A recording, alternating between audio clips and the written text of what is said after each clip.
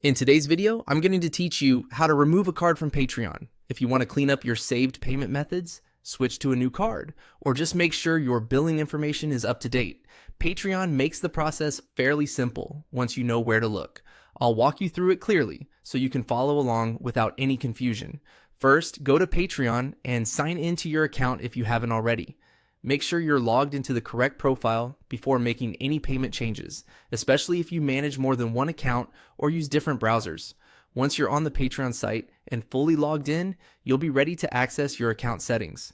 Next, look toward the bottom left corner of the screen and click the three-dot menu. This menu opens up additional account options that aren't always visible in the main view. If your screen looks a little different, especially on a smaller monitor or a resized browser window, just take a moment to scan the lower left area carefully until you spot those three dots. After that, click on Settings. This will take you to the area where you can manage your account preferences, profile details, and billing related options. Settings is the main place for making account changes, so if you ever need to update subscription or payment information in the future, this is usually where you'll start. Once you're in Settings, click on Payment Methods. This section shows the payment options currently connected to your Patreon account.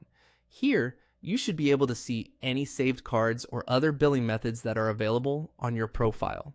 Take a moment to confirm that you're looking at the correct card before removing anything, especially if you have multiple payment methods saved.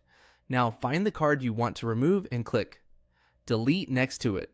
Patreon may ask you to confirm the action, so if a confirmation prompt appears, go ahead and approve the removal. After that, the card should no longer appear in your saved payment methods. One important thing to keep in mind is that if this card is currently being used for an active membership, Patreon may require you to add another valid payment method before fully removing it. That helps prevent interruptions to any creator memberships you're subscribed to. And that's it.